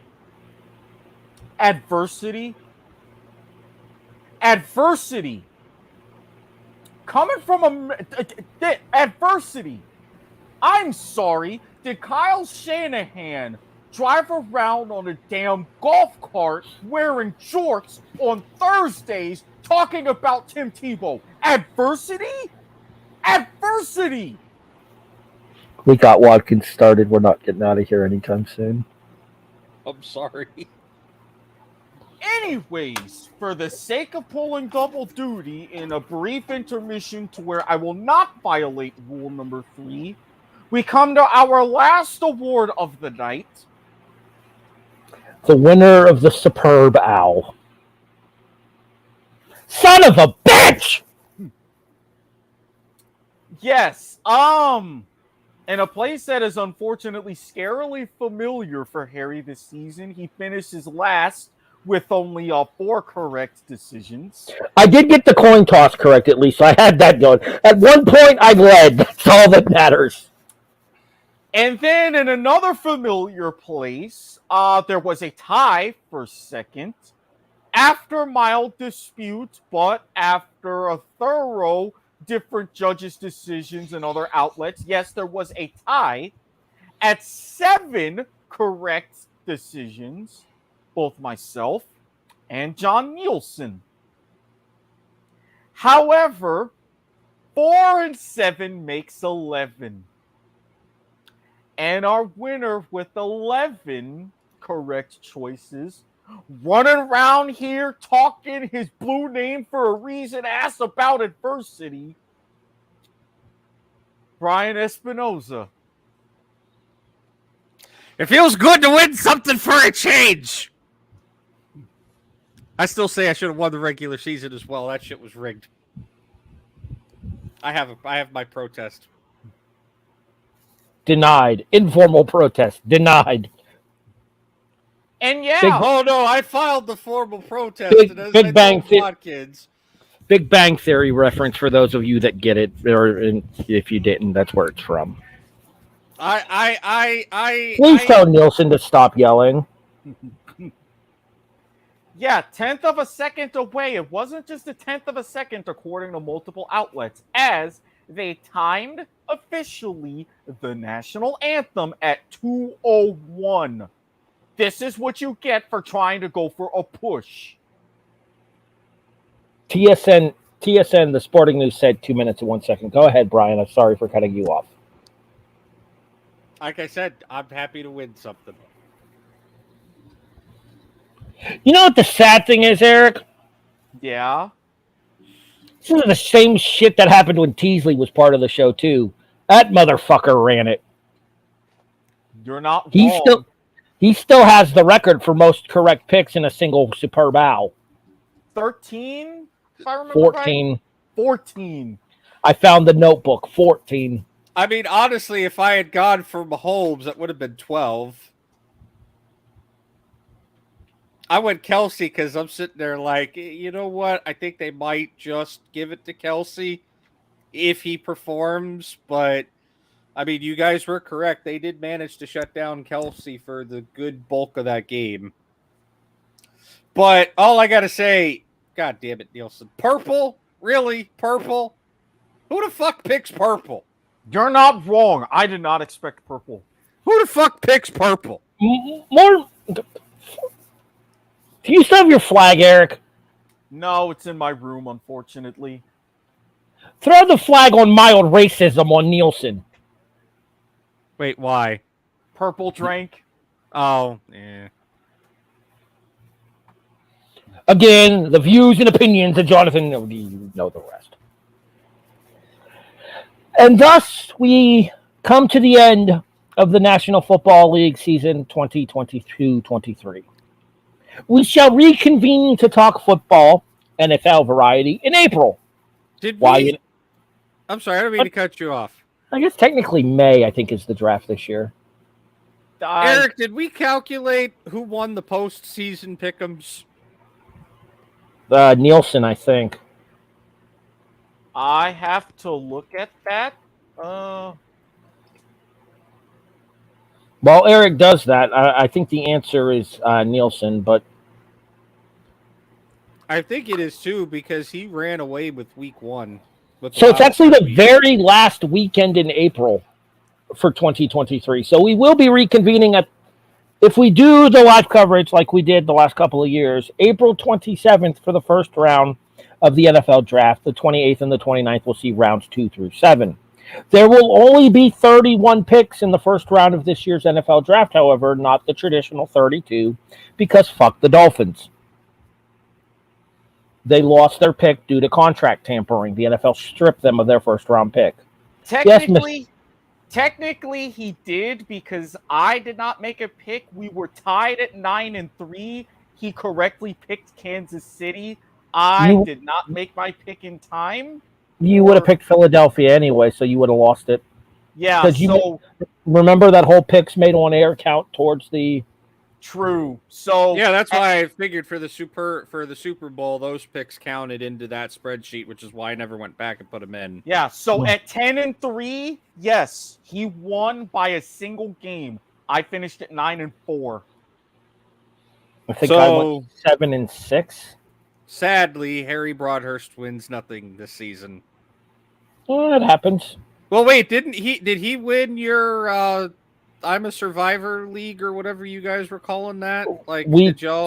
Survivor ended up tied at 4 correct answers each. I was one that had 4. I think Eric ran off 4 in a row at one point as well. 8-5 for you, Harry. Oh, that's not too bad. 62%. I'll take it. So Harry gets a tie in y'all's Survivor game. John wins the postseason. Eric wins the regular season, and I win the parlay. I guess that's okay. Everybody got something. Exactly. You get a victory. We're Oprah up in this bitch. And in case you were wondering, no love for the USFL, we talked about this. That will be covered during the all sports shows in the NFL offseason, as will the For XFL. for the record, we talked about the XFL's launch this weekend earlier in the broadcast. Yes, You we were did. on your way home from work. More than likely. All right, I think that's going to wrap us up here for BWSRs. Anybody got anything else to touch on real quick before we get out of here? No, because it's 10:32, and we could be on by 11 for Life is Like a Game show. Coming up next, over most of these Not a Network affiliates, we are available online. Wait a minute, wait. Not the host of the show, jackass! Before you do that, let's get that out of the way, and then you're going to do that again. This time with feeling. Harry? Jesus. All right. Twitter.com/not a network pods, YouTube.com/@not a network pods, Twitch.tv/not a network pods. He is at Squid Sportshead. He is at the Andesian. You can send all your hate mail, and God knows there's going to be a lot of it from this episode, to add HEB the Eagle on Twitter or HEB the Eagle at yahoo.com. Or for alt, never mind, not going to run that hearse into the ground. For the new S&P sloth of the network, Sammy. For Brian Espinoza, the man whose name is blue for a reason. The HNIC of the NANP, and Eric Watkins. I am the voice of reason as the sloth is blocking my light. Allegedly. No, he was definitely blocking my light, but I'm allegedly a voice of reason. I'm a wrestling encyclopedia. I'm a voice of reason. I'm also the host of Life is Like a Game show again because, well, some things are best left unchanged on this network, gentlemen. You have been listening to the Broadhurst-Watkins Sports Report, Sports in black and white. a presentation of the Not a Network Podcast Network. We'll catch you guys in 7 days with the return of all sports. Weren't we going to air the Ryan Clark thing here? Too late. I don't have it set up anymore. Boo. Go ahead. Okay, fine. I'll cut the music. Cut the goddamn music. Audible! Omaha! Omaha! Omaha! Hike! I think the first thing this is about Damar Hamlin, and it's about a young man at 24 years old that was living his dream.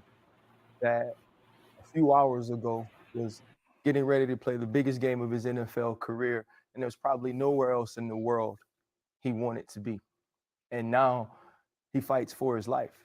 And when Damar Hamlin falls to the turf, and when you see the medical staff rush to the field and both teams are on the field, you realize this isn't normal. You realize this isn't just football.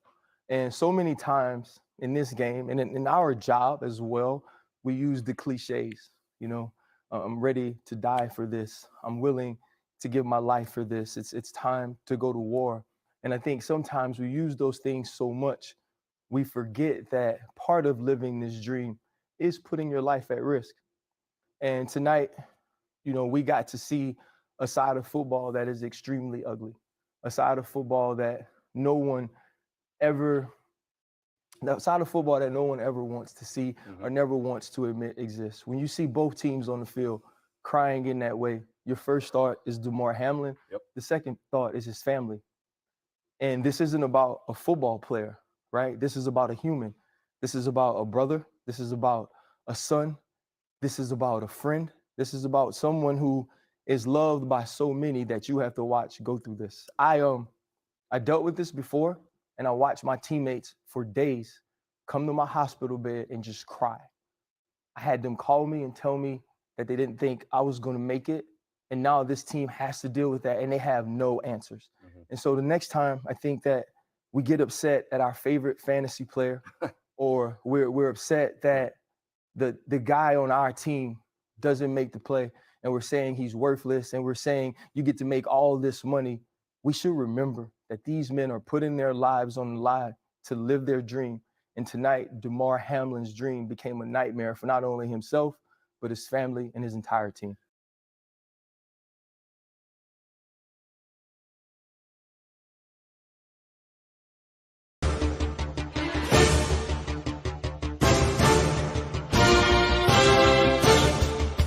Thank you for listening and watching the Broadhurst-Watkins Sports Report.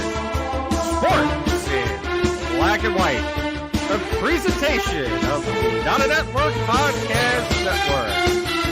Stay tuned for Life is Like a Game Show, available over most of these Not a Network affiliates online at youtube.com/@NotANetworkPods, Twitter.com/NotANetworkPods, and twitch.tv/NotANetworkPods. Thank you for listening, and have a good night.